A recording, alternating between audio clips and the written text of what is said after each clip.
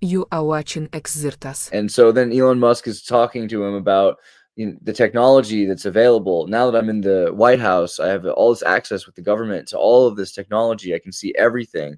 I've got declassified, cleared for the weird. I can see it all.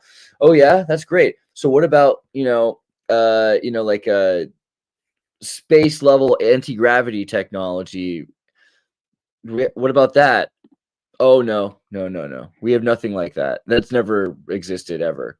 It's like, really nothing. So no, like, so Lockheed Martin, they don't have anything valuable, or no, nothing like that. I don't know. The whole Well, episode just seemed ridiculous. It was like, let's even okay, just start with any type of more efficient energy conversion or whatever it would be. Let's not even talk about anti-gravity or they're all free related. anything. Free energy and anti-gravity are totally related concepts, Of because course, yeah, of course. But I'm even just talking about more effective way of transforming energy from one form to another, because even here, so much energy gets lost. Like true. what is the efficiency of a regular fuel car? 30% or something like this? Mm-hmm. It's kind of ridiculous. And even many years ago, there was this interview with the GWE company. I had mentioned this to you before, also interviewed by Joe Conrad in Germany. And they had developed something called Blockheizkraftwerk, which was simply like, I guess, a block or whatever. You put in, I believe, water and maybe some oil, and it created a decent amount of energy. The guy who ran it was very cautious. He didn't want to overpromise. He said, I'm only going to accept orders up to 30 million now. Then I want to produce them, and only then we're going to continue. But in between, he got raided by the Bundesnachrichtendienst, so the German CIA basically, and they literally told him, "Oh, yeah, you can't have this. We're shutting down the operation. And by the way, we really want to combine your technology with some sort of Indian offshore wind power company or something, So yeah, and since then, the running joke I have, pure speculation, is of course that below the offshore wind power plants, they actually have some kind of a small thing which maybe just takes in the seawater, and then everyone can be like, yeah, renewable energy, it works so well, But maybe there's something completely different underneath. I don't know. It's unclear. Oh my But god. they love to sequester this stuff. What about scientists just prove that the past can change? You've seen this one? What's Danny Jones's interview here doing? So I'll be perfectly honest, I haven't even, let's say, looked into the exact details of this. I just found it interesting because this is something that quite a few channelers and like new age information would say, maybe even some psychologists would say to a certain extent, that the This is present actually...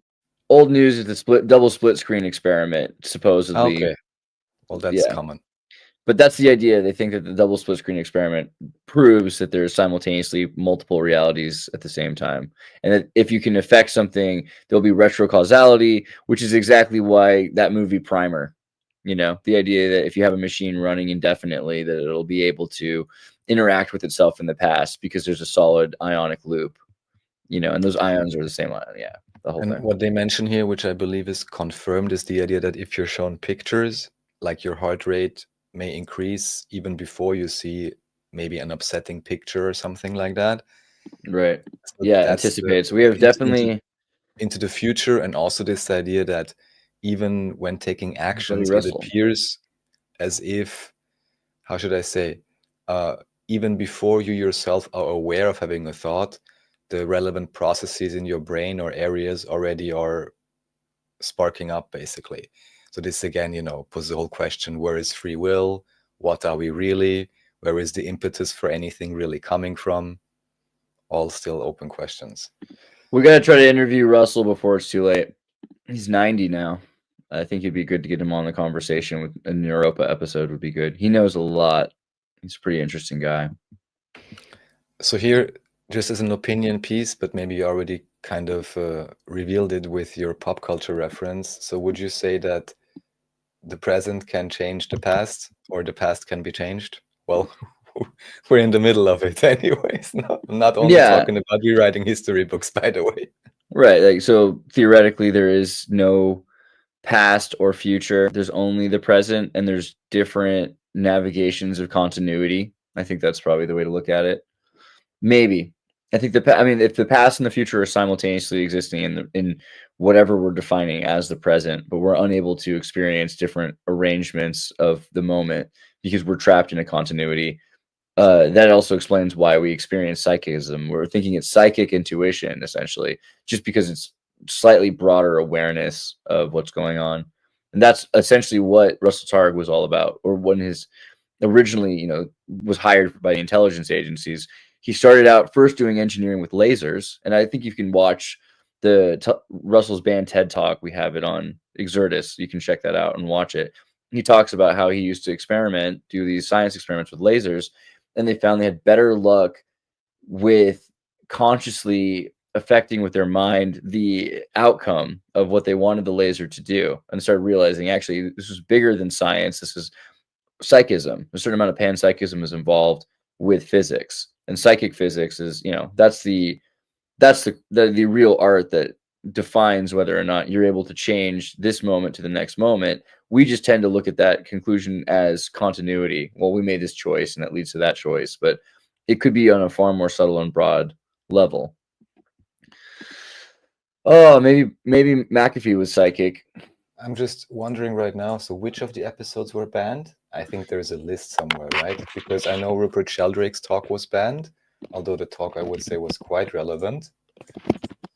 Well, if you type in Russell Targ on, if you type Russell Targ Xirtus, you'll find it very quickly. I think it comes up pretty fast. This is a lot of views, 37K views on my channel.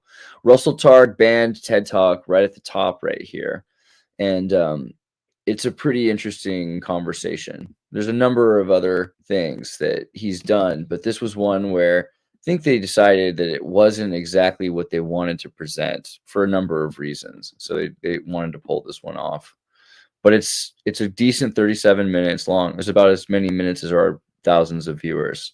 So, and it's interesting also. Let me just go to the very end point. I think it's around here. Let me just right here. I think it's at time. You are that awareness.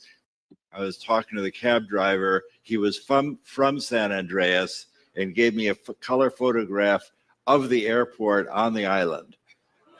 How's that? This is my lucky day. So he talks at the very beginning of the conversation about Andreas. It's like Andreas becomes a symbol that's very important to him. And that's where he was. He was on an island airport off the coast of Colombia called San Andreas. My great coincidence of the day, as I was driving here, I was talking to the cab driver. He was from San Andreas and gave me a color photograph of the airport on the island.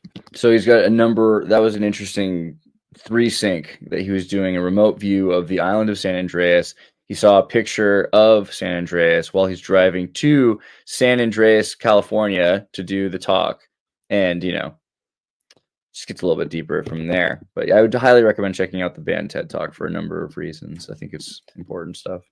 That's nice, Jan. Actually, together with Jim, we even interviewed Rupert Sheldrake now already 4 years ago. And yeah, of course, it's Andreas' fault line. It's all It's my just it's always highly my fault. interesting. Why would you have to ban TED Talks or anything like that? I mean, it goes along the same lines basically as with Jim, what's his name? Maxwell. Let's just call him Maxwell. What is not allowed to be possible in order to sustain the system that some people are greatly profiting from. Let's rather not give people any different ideas, or they wouldn't be maybe so fearful anymore or whatever. Mythoclass is saying sometimes the screen share is not presenting. So let us know if we have any problems with the presentation. If you're not seeing it, just let us know and we'll try to fix it. There's been some weird things because StreamYard just had some update. And so just so you know. Yeah, blame me. It's my fault for sure. It now literally says beta on the bottom left, so God knows, Betas. All right, but is McAfee dead or alive? I would go with alive because it's just more fun that way. What do you think? Yeah, so I found this when I was researching this, or got the idea from someone. Here it's curious. Another of those videos that has almost no views. I love that it has a crisis lifeline number just in case. Wow. If you watch John McAfee too much, you might end up dead. So that makes sense. Yes. John McAfee says he faked a heart attack in Guatemalan jail. Will wait in Miami for his first 2 girlfriends. This is evidence that he about 10 or so years earlier, did fake a heart attack to escape a jail. And so, you know, when he died in a jail in Spain, people were wondering, did he fake it again?